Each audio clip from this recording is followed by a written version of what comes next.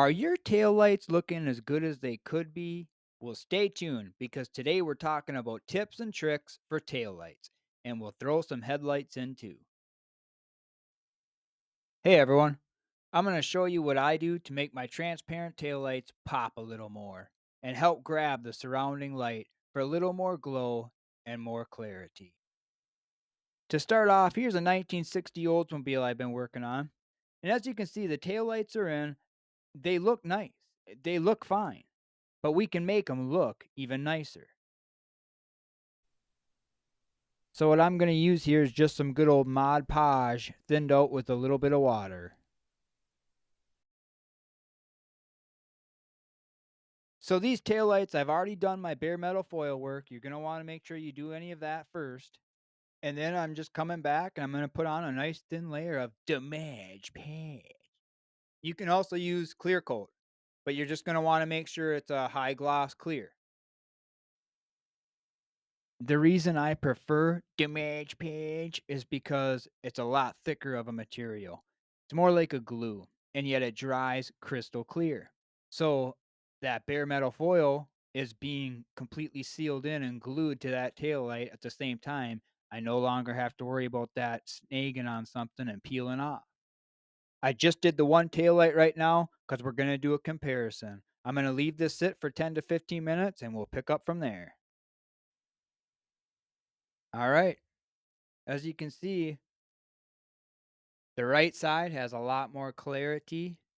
It's got more depth and it grabs more light. It just overall makes a lot nicer looking tail light.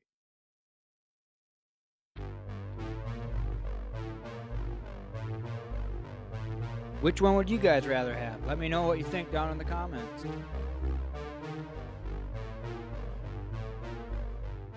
The next example is going to be on this 1961 Cadillac flat top I've been working on. The taillights didn't quite fit, so I had to do a lot of filing around the edges to make them fit just the way I wanted them to.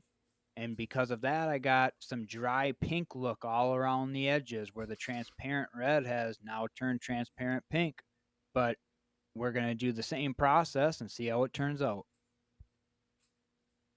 Now, this method works on any transparent parts, whether they're kit parts or resin, but I really like it with resin parts. If you're working with resin and you're not already doing this, I suggest you try it. But a little disclaimer, I ain't talking about your glass. Don't try this on your glass.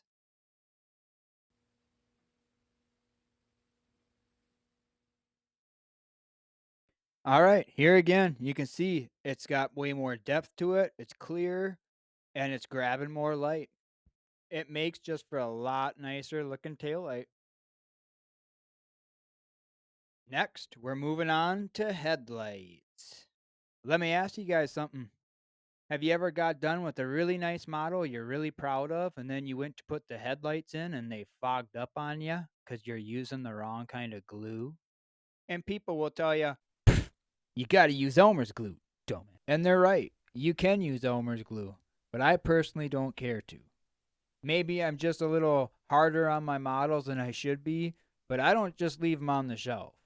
I like to bring them out, do some traveling, go out to the model car shows. Either way, I like them to be a little bit more rugged. So here's another way of doing it. For this next example, I'm going to be using the grill and headlights from the Revell 1960 Impala kit. Now, I'm not using any glue here. I'm just setting the lenses in the bezels and getting them lined up how I want them.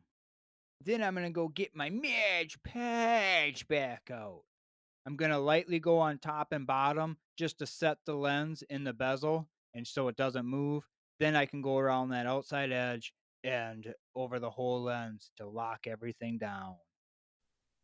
And remember that you can thin this just a little bit with water so it flows a little nicer and you're not fighting as many brush marks.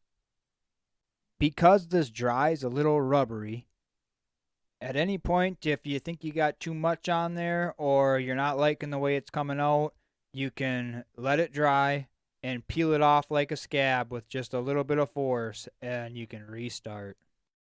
I'm going to leave this to set up Gonna take a little bit longer because it's thicker on these edges than the taillights, but we'll be back.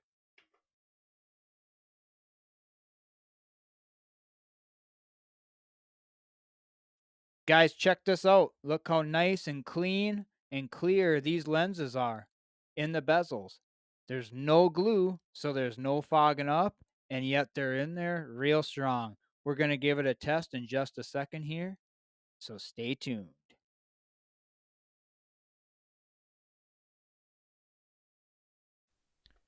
All right, we're going to give this a strength test by flicking this really hard to see if we can get one of these headlight lenses to pop out, but it don't look like it's going to happen. Well, that's all I got for you guys today. I hope some of it was helpful. And I do have quite a bit more how I do's coming up. So make sure you stay tuned.